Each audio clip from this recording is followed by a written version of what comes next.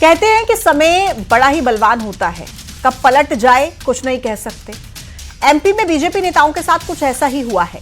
कभी नेताओं के सत्ता और संगठन में काफी रुतबा हुआ करता था, लेकिन वक्त ऐसा बदला कि कुछ नेता तो विधायक का चुनाव तक हार गए और कुछ विधायक बन गए तो सरकार में मंत्री पद नहीं मिला। अब ऐसे में समय समय पर उनका दर्द झलता रहता है। अब बीजेपी नेताओं ने अपना भाग्य बदलने के लिए धार्मिक कार्यक्रमों में सहारा ले लिया। कथा कराना, मंदिर बनवाना, ये सब चल रहा है ताकि कुछ भला हो जाए। कुर्सी से बेदखल हुए तो कुछ नेताओं को संगठन तक में जगह नहीं मिली है। बीजेपी में ऐसे नेताओं की एक लंबी लिस्ट है जो नई भूमिका तलाश रहे हैं। सियासी गलियारों में चर्चा है कि अब तो छुट्टी हो गई, नई ड्यूटी का सवाल अभी दूर है। क्या ऐसा ही है? आज महाडिबेट में इसी पर हम चर्चा करेंगे। पहले एक रिपोर्ट आपको दिखाते हैं।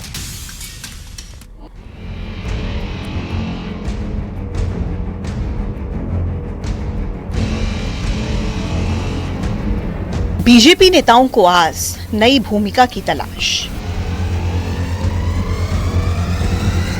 पहले सर्वे सर्वा, अब नहीं कोई सहारा।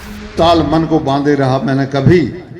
कई मंत्री कहते थे, मुख्यमंत्री कहते थे, दिग्विजय सिंह कहते थे, अरे गोपाल जी क्या वहां रखा है बीजेपी में, कुछ नहीं है, आप हमारे साथ आ जाओ, हम आपको बढ़िया विभाग का मंत्री बना देंगे।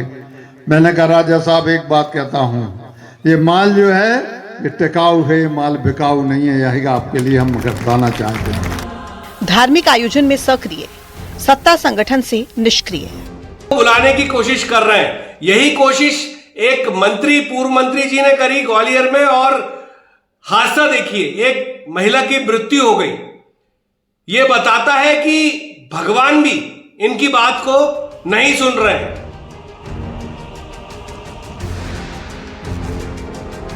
यदि कोई जनप्रतिनिधि इस प्रकार के आयोजन कर रहा है तो समाज भी उसको स्वीकार कर रहा है और समाज संगठित होकर संस्कारित भी हो रहा है और हिंदू धर्म तो जोड़ने वाला है। कहते हैं समय बड़ा बलवान होता है, कब पलट जाए कुछ नहीं कह सकते। कुछ ऐसा ही हुआ है एमपी में बीजेपी के कई बड़े नेताओं के साथ। कभी नेताओं के सत्ता और संगठन में रुतबा हुआ करता था, लेकिन वक्त का पहिया ऐसा घूमा, कुर्सी से बेदखल हुए। कुछ नेताओं को तो संगठन तक में जगह नहीं मिली। बीजेपी में ऐसे नेताओं की लंबी लिस्ट है जो नई भूमिका तलाश रहे हैं। उधर सियासी गलियारों में चर्चा है, अब तो छुट्टी हो गई, नई ड्यूटी का सवाल अभी दूर है। क्या ऐसा ही है? आज महाडिबेट में इसी पर करेंगे चर्चा। तो आप देखिए, इन नेताओं में नरोत्तम मिश्रा और गोपाल भार्गव वो बड़े नेता हैं जो इस बार सरकार में मंत्री नहीं हैं। नरोत्तम मिश्रा हालांकि चुनाव हार गए थे, लगा था कि संगठन में कोई बड़ी जिम्मेदारी मिलेगी। उधर गोपाल भार्गव सीनियर विधायक हैं, उनको भी लगा था कि इस बार भी मंत्री बन जाएंगे, लेकिन ऐसा हुआ नहीं। और भी बीजेपी के कई नेता हैं जो पूर्व सरकार में मंत्री रहे, लेकिन इस बार नंबर उनका नहीं आया। अब धार्मिक आयोजन के सहारे फिर से कोशिश शुरू कर दी है, लेकिन सवाल यह है कि क्या भाग्य बदलेगा या फिर जैसा चल रहा है वो जारी रहेगा। इसी पर हम चर्चा करेंगे और नजर आज के सवालों पर डाल लेते हैं। पहले सवाल नंबर 1, भाग्य बदलना है, इसीलिए क्या भगवान का सहारा। सवाल नंबर 2, मंत्री बनेंगे तभी विकास कार्य होंगे क्या। सवाल नंबर 3, नेताओं को क्यों पुराने वाले दिन याद आ रहे हैं। खास मेहमानों का पैनल मेरे साथ चर्चा में शामिल है। नीरज तिवारी जी राजनीतिक विश्लेषक कनेक्ट हैं, अजय सिंह यादव जी प्रवक्ता भारतीय जनता पार्टी के, हिमानी सिंह जी प्रवक्ता कांग्रेस पार्टी की, राकेश अचल जी राजनीतिक विश्लेषक, डॉक्टर हिना तिवारी वरिष्ठ पत्रकार हमारे साथ जुड़ गई हैं। बहुत बहुत स्वागत सभी का।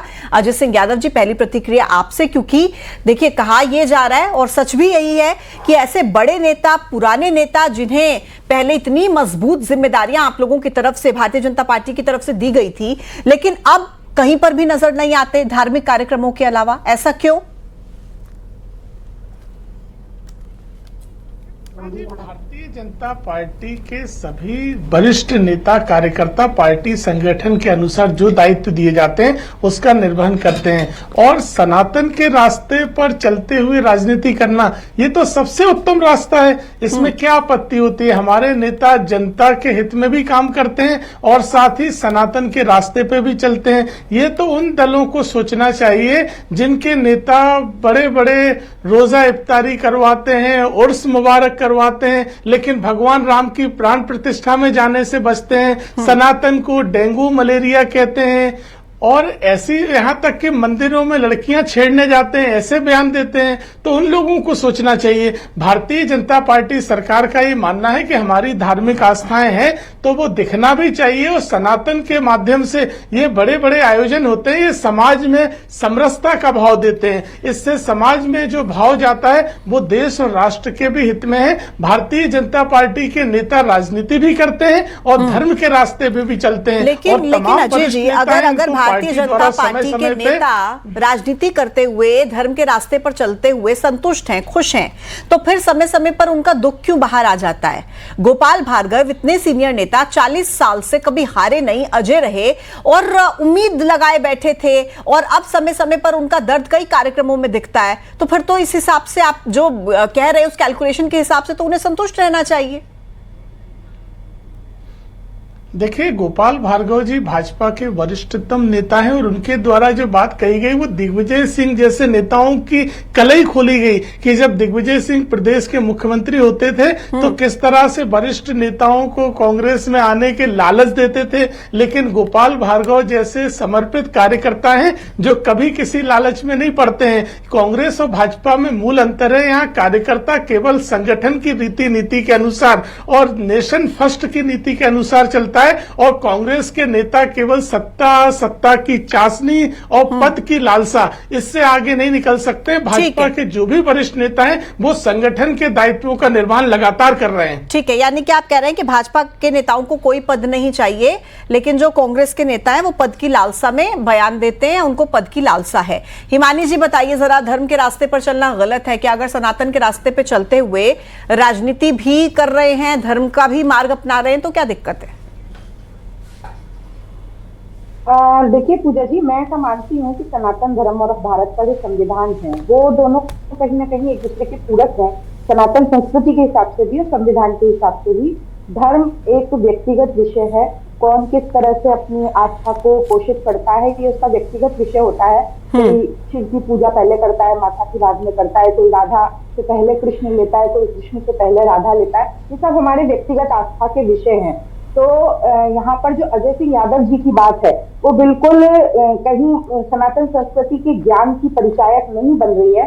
मैं बिल्कुल ये कहना चाहती हूँ कि अगर ऐसी ही बात है कि भारतीय जनता पार्टी के लिए सनातन धर्म और हिंदू धर्म जो है वो सिर्फ उनकी राजनीतिक संजीवनी के लिए काम करता है, इस तरह के राजनीतिक बयान देने के लिए और राजनीति में अपनी जो मरते हुए जो उनके पद हैं उनको संजीवनी द्वारा पोषित करने के लिए इस तरह की चीजें करते हैं, वरना जिन लोगों के पास पद हैं वो लोग क्यों नहीं इतने बड़े बड़े राजनीतिक आयोजन कर लिया करते और ये कर लिया करते। और अजय सिंह यादव जी जो कह रहे हैं ये खुद उन नेताओं के बयानों से विपरीत है जो अपना दर्द लगातार बयान करते रहते हैं कि अब उन्हें कोई पूछता नहीं। आप कई नरोत्तम मिश्रा जी के फैन पेजेस पे जाइए, उस पे जाइए, उससे ऐसे ऐसे रील्स और मीम्स आपको देखने को मिलेंगे, या जो उनके वीडियोस के साथ इस तरह के गाने डाले हुए होंगे जो उनके दर्द को बयां कर रहे होंगे। नहीं, किसने हिमानी जी खुद आकर सामने नरोत्तम मिश्रा जी ने बोला है क्या कि वो दुखी हैं, उनको पद नहीं मिला? जी, कई बार उनके इस तरह के दर्द बयान हो चुके हैं कि कुछ लोग इस तरह की बातें कर रहे हैं, गमले में उगे लोग रास्ता दिखा रहे हैं, इस तरह के उनके खुद के ऑफिशियल ब्लू टिक अकाउंट पर इस तरह की पोस्ट पड़ी हुई है। तो सोशल मीडिया की जो पोस्ट होती है आज के जमाने में बहुत ही मायने रखती है और लगभग एक आधिकारिक पुष्टि करती है किसी चीज की भी, तो उनके दर्द को भी बयां करती है। अगर सिर्फ सत्ता की संजीवनी और सत्ता की जो, हम तो भाई अभी सत्ता में है नहीं, सत्ता के लिए कुछ लोग हमें छोड़ के जरूर जा चुके हैं और सत्ता के आसपास ही हमेशा बने रहना चाहते हैं। और जब सत्ता के आसपास बने रहते हुए भी आपको वो मलाई खाने को नहीं मिलती है, तब वो दर्द जो है वो कहीं ना कहीं उभर कर सामने आता है। पर मेरा सभी से निवेदन ये है कि जिस तरह के भी ये राजनीति में अपना वर्चस्व बनाए रखने के लिए जो धार्मिक आयोजन किए जा रहे हैं उसमें जिस तरह की लापरवाही आज नरोत्तम मिश्रा जी के कार्यक्रम में भी देखने को मिली कि कलश यात्रा के दौरान इतनी बड़ी दुर्घटना हो गई, प्रशासन पूरी तरह फेल नजर आया और इस तरह के बड़े आयोजन में जो भी व्यवस्थाएं होनी चाहिए थी वो नहीं थी, तो आप अपनी राजनीतिक संजीवनी लीजिए, मगर जनता की जान को जो है जिस तरह से आपने इंदौर में ताक पे रख दिया है अपनी राजनीतिक उसके लिए, उस तरह से हर जगह जगह मध्य प्रदेश में इस तरह की स्थिति ना बनाइए। और मध्य प्रदेश ठीक है मैम, मैं लौटती हूँ आपके पास ही। मानी जी, राकेश अचल सर हमारे साथ है, राजनीतिक विश्लेषक, उनसे प्रतिक्रिया ले लेती हूँ।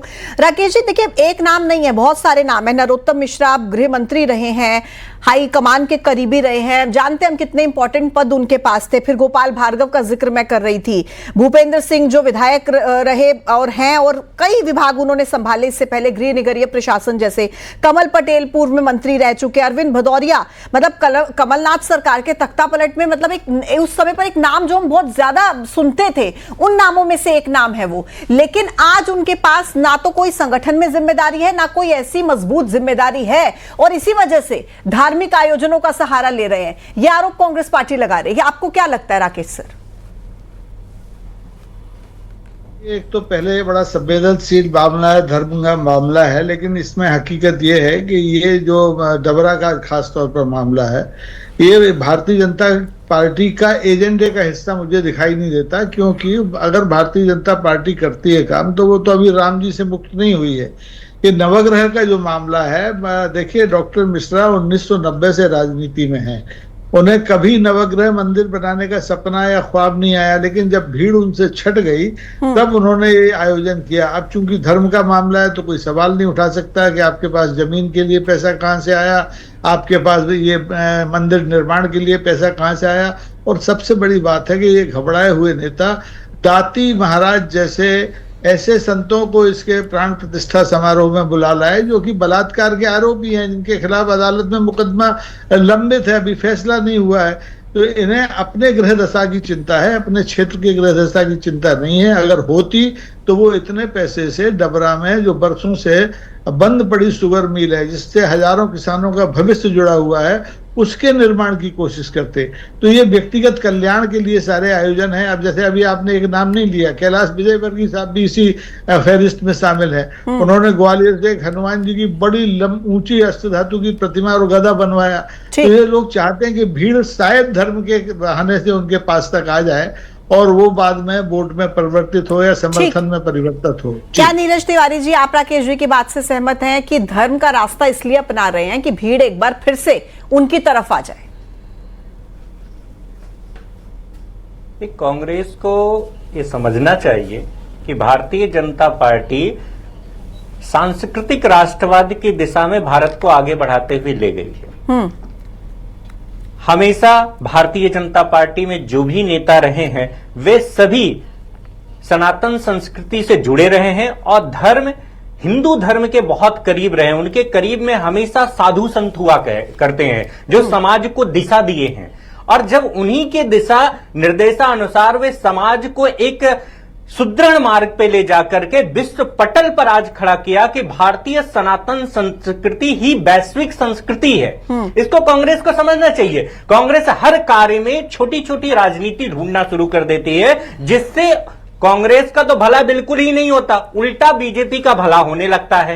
ये कभी सोच ले कांग्रेस कि हम मुद्दों की चर्चा करेंगे कि धर्म की चर्चा करेंगे, या दोनों मिला के करेंगे। ये दोनों मिला के नहीं करेंगे। यदि बीजेपी के लोग मंदिर जा रहे, अब वो तो बचपन से मंदिर जा रहे हैं, कौन सी नई बात है। उन्होंने राम मंदिर बनवाने में पूरा सहयोग किया, उन्होंने काशी में कॉरिडोर बनवाने में पूरा सहयोग किया। जहां जहां मंदिर बन रहे हैं वहां भारतीय जनता पार्टी के नेता पूरी तरीके से सहयोग करने की दिशा में आगे बढ़ रहे हैं। ये कोई नई बात तो है नहीं। अब एक बात मैं पूजा जी बहुत इंपॉर्टेंट आपको बताना चाहूंगा, इस पर आरोप भी तो फिर यही लगाए जाते हैं ना कि वोट बैंक के चक्कर में ये सब किया जा रहा है। तो कभी भी कांग्रेस के नेता चंदन नहीं लगाते थे। आजकल कांग्रेस के नेता चंदन लगा के टीवी स्क्रीन पे आपको दिखाई देंगे। क्या है ये? हिंदू धर्म, जो सनातन संस्कृति की चेतना जागृत हुई है, ये वैश्विक पटल पे सभी लोग देख रहे हैं। ये कांग्रेस को समझना पड़ेगा। ठीक है, डॉक्टर हिना तिवारी, आपको क्या लगता है, क्या वाकई पहले ऐसी परिस्थितियां नहीं थी, या अब ऐसी परिस्थितियां बन गई हैं कि भाई वोट का सहारा चाहिए, वोट चाहिए तो आपको फिर धर्म के सहारे, धर्म के मार्ग पर जाना होगा, और इसी वजह से जो नेता पिछले चुनाव में अगर हार गए थे तो उनका ये रास्ता वो अपनाते हुए नजर आ रहे हैं ताकि भीड़ एक बार फिर से उनकी तरफ हो? पूजा जी, एक चीज आपने देखी होगी कि अभी सोशल मीडिया काफी ट्रेंडिंग है, उसमें चलता है हैशटैग। हैशटैग में अभी सनातन वर्ड काफी ऊपर है। मतलब आप जब भी हैशटैग की बात करेंगे तो आप सनातन लिखेंगे तो आपको बहुत सारी लिंक्स मिल जाएंगी। ठीक। एक ये बहुत प्रैक्टिकल चीज है कि हमने उसी चीज को पकड़ा जो ज्यादा चल रही है। तो प्रसार प्रचार के लिए धर्म का उपयोग आज से नहीं सालों से होता आ रहा है और निश्चित तौर पे ये भी चल रहा है। अब इसमें व्यक्ति के विशेष अपने भाव हो सकते हैं कि वो निश्चित तौर पे किसी पर्टिकुलर एक मंदिर को बनवाना चाह रहा है या किसी पंडाल में जाकर कोई कथा का आयोजन कर रहा है, तो भीड़ तो जुटती है निश्चित तौर पर और वहां प्रसार प्रचार होता है। अब ये उनकी आत्म शांति के लिए वो कर रहे हैं या प्रसार प्रचार के लिए कर रहे हैं, ये तो कहना मुश्किल होगा, लेकिन निश्चित इससे फायदा उन्हें जरूर मिलेगा। और दूसरी बात ये कि नरोत्तम मिश्रा जैसे पूर्व में काफी प्रचलित रहे नेता हैं, जिनका काफी सारे बड़े पदों पर भी काम किया है जिन्होंने, तो उनके लिए ये कार्य करना कोई बहुत बड़ी बात नहीं है। और इसमें कोई दुर्घटना यदि घटती है तो इस पे हम किसी एक पे दोषारोपण भी नहीं कर सकते। तो ये मतलब निश्चित तौर पे एक चीज है। अभी हम ये हिंदू धर्म की बात हो रही है तो इतना मुद्दा उठ रहा है। सेम कोलकाता में भी बाबरी मस्जिद, जिसने गुलामी की स्मारक थी, जो हमारे ये बताने की स्मारक थी कि हम गुलाम रह चुके हैं, उसको वापस रिनोवेट करवाने का एक विधायक ने काम किया था, तब ये मुद्दा उठा नहीं। तो बात वहीं आती है कि वापस ये लड़ाने वाली बात है, सांप्रदायिक मुद्दों पर क्रिएट करके एक नया मुद्दा क्रिएट करके वोट की राजनीति फिर यहाँ शुरू हो जाती है। ठीक है, कौन कर रहा है वोट की राजनीति, बताइए जरा। हमारे साथ हिमानी जी है, बताएंगे। और इस बात का भी जवाब दीजिएगा, जैसा कि अभी हमारे साथ नीरज तिवारी जी कह रहे थे कि भाई जो कांग्रेस के नेता ना आजकल तो वो चंदन लगाकर आ जाते हैं, पहले तो कभी ऐसा नहीं होता था, और आप लोग आरोप भारतीय जनता पार्टी पर लगाते हैं। देखिए, मैंने पहले ही अपने स्टेटमेंट में कह दिया था कि धर्म जो है मेरे लिए व्यक्तिगत आस्था का विषय है। मैं तिलक लगाती हूँ, कब से लगाती हूँ, इसका सर्टिफिकेट मुझे किसी से लेने की जरूरत नहीं है। यहाँ बात हो रही है कि धार्मिक आयोजन जो है वो राजनीतिक संजीवनी के तौर पर अपने यूज किए जा रहे हैं। यदि व्यक्तिगत रहने दिया जाता और मंदिर बनाइए, आप बहुत अच्छी बात है, लेकिन उसका उपयोग जो है धर्म के आधार पर ना करके, अपनी आस्था के लिए और लोगों की आस्था के लिए ना करके, सामान बांटने का, कलश बांट के, साड़ी बांटने का लालच देकर भीड़ को आकर्षित करके और उसको सुविधा ना प्रदान करके उनको मरने के लिए छोड़ने के अपनी राजनीतिक संजीवनी लेना किसी भी लिहाज से सही नहीं माना जा सकता। आप उसको किसी भी, जैसा कि हमारे अभी एक वरिष्ठ राजनीतिक विश्लेषक जी ने भी बताया कि इतना ही पैसा अगर व्यक्तिगत आस्था की, एक पर्टिकुलर व्यक्ति की आस्था की बात की राजनीतिक महत्वाकांक्षा के लिए जिस चीज का उपयोग किया जा रहा है, अगर उसको डबरा के विकास के लिए यूज किया जाता तो डबरा के लोगों को कहीं ज्यादा खुशी होती और वो लोग स्वयं आत्मनिर्भर होकर खुद एक मंदिर बनवा सकते थे अपनी आस्था के लिए, भगवान को धन्यवाद देने के लिए। उनको किसी के आगे आश्रित रहने की जरूरत नहीं थी। तो उस तरह की बात है कि आप किसी क्षेत्र को विकास से पीछे रखें, उन लोगों को साड़ी, लोटे और इन चीजों पर आश्रित रखकर भीड़ को आकर्षित करें और उनको मरने के लिए छोड़ दे। और अगर ये कार्यक्रम सफल हो जाए तो आपको कहीं ना कहीं राजनीतिक उससे संजीवनी प्राप्त हो, राजनीतिक महत्वाकांक्षा आपकी पूरी हो और आप एक बड़े आयोजन का हिस्सा रहकर अपना शक्ति प्रदर्शन कर सके। धर्म जो है वो किसी के लिए भी व्यक्तिगत आस्था का विषय होना चाहिए और राजनीतिक महत्वाकांक्षा की पूर्ति का साधन नहीं होना चाहिए। बताइए अजय जी, राजनीतिक महत्वाकांक्षाओं को पूरा करने के लिए धर्म का सहारा लेते हुए आप लोगों के ही पार्टी के बड़े नेता और जो अभी मौजूदा जिनको अच्छे पद मिले हुए हैं वो तो ऐसे कार्यक्रमों में नजर नहीं आते हैं। देखिए पूजा जी, जिस तरह से कांग्रेस की प्रवक्ता कह रही है उससे ये पूरी तरह प्रमाणित हो गया है कि दिग्विजय सिंह ने नर्मदा परिक्रमा जैसी यात्रा राजनीतिक लाभ के लिए की थी। उनके पुत्र हिंदू सनातन यात्रा में राजनीतिक लाभ के लिए शामिल हुए थे। कमलनाथ ने चाहे प्रदीप मिश्रा जी का कार्यक्रम हो, चाहे बागेश्वर धाम जी की कथा करवाई थी, तो ये सभी राजनीतिक लाभ के लिए करवाए थे। ये कांग्रेस के प्रवक्ता की बातों से पूरी तरह प्रमाणित हो गया है। भारतीय जनता पार्टी सरकार सनातन के रास्ते पे चलती है। हमारे नेता स्पष्ट तौर पे मानते हैं कि सनातन का रास्ता जीवन का हिस्सा है। हम जनसेवा के लिए भी काम करेंगे, लेकिन सनातन के रास्ते पे चलते हुए काम करेंगे। कांग्रेस के नेता, जब दिग्विजय सिंह मुख्यमंत्री होते थे, मुख्यमंत्री निवास में रोजा इफ्तारी की दावतें होती थी, तब उस समय कांग्रेस पार्टी ने नहीं सोचा कि सनातन का अपमान हो रहा है। और एक अकेले सनातन धर्मी नेता थे प्रमोद कृष्णम, उन्हें कांग्रेस से अपमानित करके बाहर निकालने का काम कांग्रेस पार्टी ने किया। हमारी सरकार ने तो चाहे गीता महोत्सव हो, चाहे महाकाल लोक हो या अन्य भी आयोजन हो, सब कुछ किए हैं। स्पष्ट तौर पे हम सबका साथ, सबके विकास की नीति ठीक भी है। मानते हैं, लेकिन सनातन के रास्ते पे हमारी पार्टी और सरकार लगातार आगे बढ़ेगी। ठीक है राकेश जी, देखिए ये बात तो बिल्कुल सही अजय जी कह रहे हैं ना कि भाई अगर कांग्रेस पार्टी के नेता नर्मदा परिक्रमा करें या इफ्तारी कार्यक्रमों में शामिल हों, फिर ये भी इसका मतलब यही हुआ ना कि वो लोग भी तो अपनी महत्वाकांक्षाओं के लिए कर रहे हैं, वोट बैंक के लिए कर रहे हैं। की बात सही कही है कि लोग व्यक्तिगत महत्वाकांक्षाओं के लिए धर्म का सहारा लेते हैं, मंदिरों में जाते हैं, प्रार्थनाएं करते हैं, हवन यज्ञ कराते हैं। अजय जी अभी नए नए सनातनी हैं, ये भी उसी पार्टी में थे जिसमें दिग्विजय सिंह ने कभी नर्मदा परिक्रमा की थी और उनके पीछे ये लोग भी चलते थे।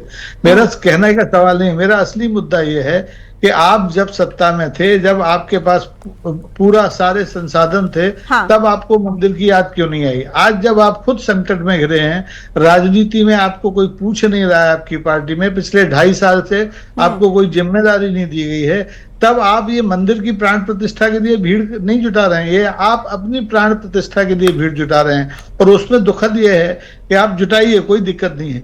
बलात्कार के आरोपी जिनके खिलाफ मुकदमे चल रहे हैं, उन बाबाओं को बुला के उनके साथ मंच पे बैठ करके आप आयोजन कर रहे हैं, तो इससे कौन सा सनातन का संदेश जा रहा है समाज में? आप अगर ऐसे लोगों को अपने बगल में बिठाएंगे, बगलगीर बनाएंगे धार्मिक आयोजनों में, तो इससे होगा क्या? हिमानी जी कुछ कहना चाह रही है?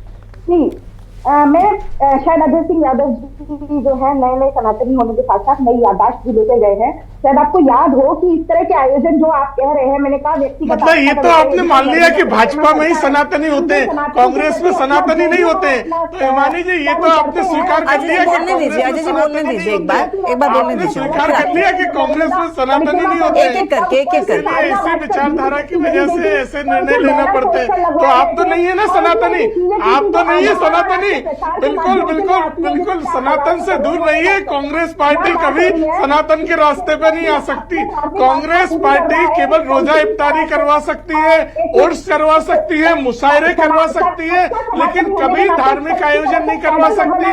भगवान राम की प्राण प्रतिष्ठा तक में नहीं जा सकते। और आप तो सनातन को डेंगू मलेरिया मानते हैं। इस तरह की राजनीति को जनता पसंद नहीं करती है। मेरे पास समय की कमी है, इसीलिए आपको खारिज किया गया है, इसीलिए जनता आपको खारिज करती है।